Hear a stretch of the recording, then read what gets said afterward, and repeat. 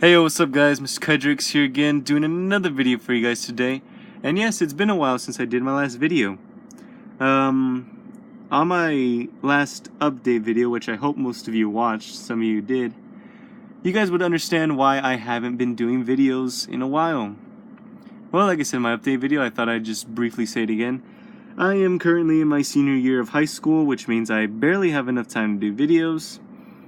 And that I also am taking ROP classes, which kind of gets in the way of things. Yeah, it's a bit of a bummer. And a lot of stuff has been happening in my life. Life gets in the way of things. Some people need to understand that. Some do, some don't. But anyway, let's look past that and see that today I am doing another video. Yay! And as promised, it is on a kaiju review. Now, I said I would be doing kaiju reviews on my channel for a bit of a while, mostly since that my channel has been mostly about like prehistoric life and also about like modern day animals. I thought it was about time I get back to doing kaiju reviews. And as promised, it's going to be on the Ultraman 500 series, Gomora, the Showa Gomora.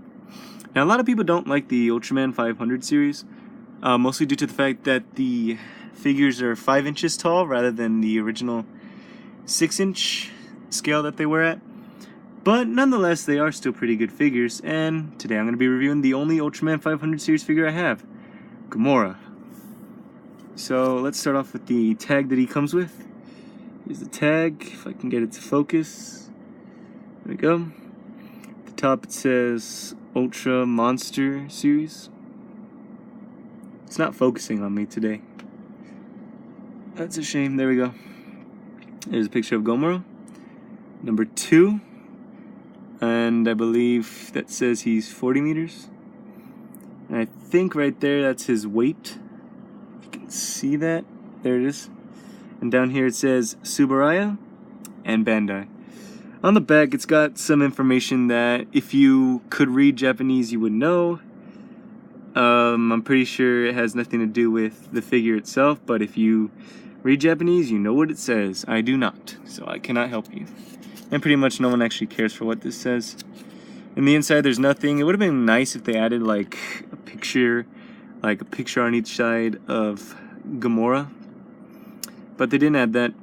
And down there's a number, as if that was really important. So yeah, there's the tag he comes with. It's somewhat as big as the figure, but yeah, there's a tag. Put it right there. And let's get on to the figure. Here he is, Gomora, in his awesomeness, because Gomora is awesome, and we gotta appreciate the awesomeness of Gomora, because the awesomeness is achieved through awesome. Because he's awesome. So for a figure that's 5 inches tall, he's actually pretty detailed. Very, very detailed, I should say. The detail on this figure is actually pretty good. Now, I don't know why my camera's not focusing today. I think it just might be, well, here, let's take a look. Focus, come on, there we go. You guys can clearly tell that this is actually the Showa Gomora simply by looking at his face. And like I said, the detail on this figure is actually pretty good. Like, if we come down here to the belly, we can see all these nice little scales right here. My camera will show that, there we go. He's just got all this nice detail, like all the wrinkles, and his feet. His hands look nice. The back even has some detail. It's very subtle, but you still look at it and it looks good. Even the tail is nicely detailed.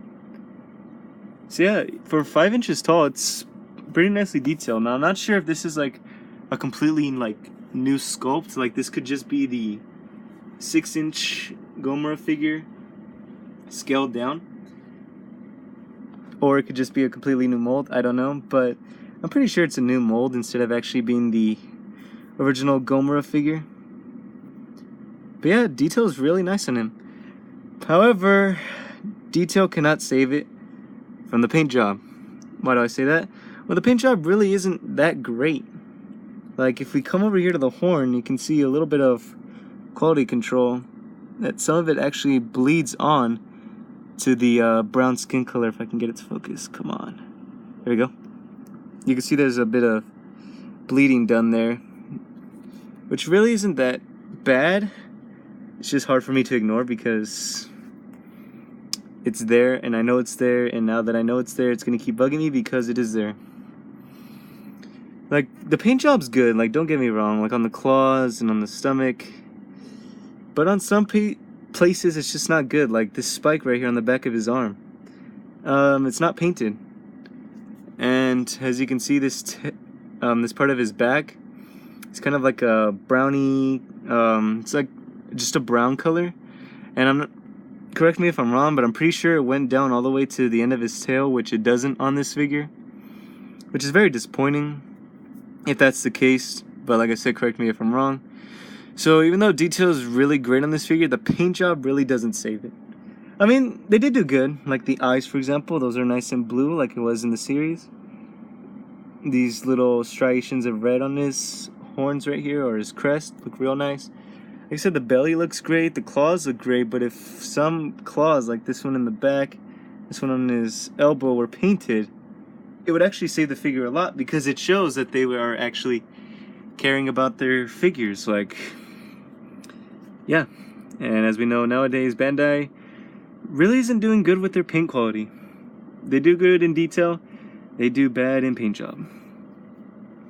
So yeah, now into the articulation on this figure, and he has quite a few, though I do wish that there was a bit more on it.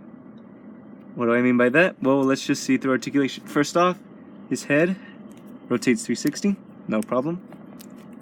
So you can get Gomora to, like, if you're doing stop motion, you can get him to look around if you really wanted him to.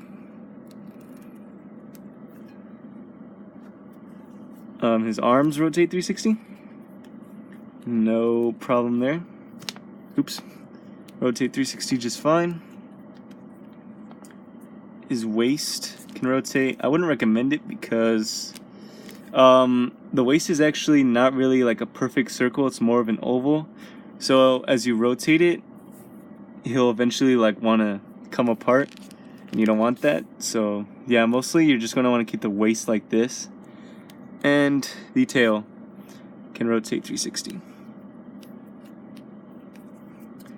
And that's pretty much all he can do for articulation. Now, what I think was completely unnecessary was the waist articulation, because even though you can get him to do like a cool position like this, make it look like he's staring down at something, it doesn't really align well.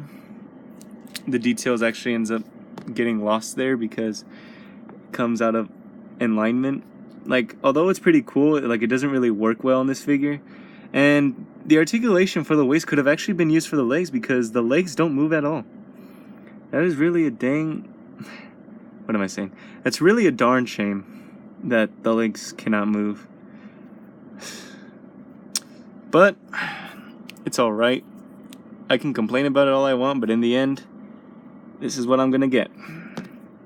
So yeah. Now, to show you guys how big this guy is, to prove that he's 5 inches, let's compare him to a regular 6-inch figure.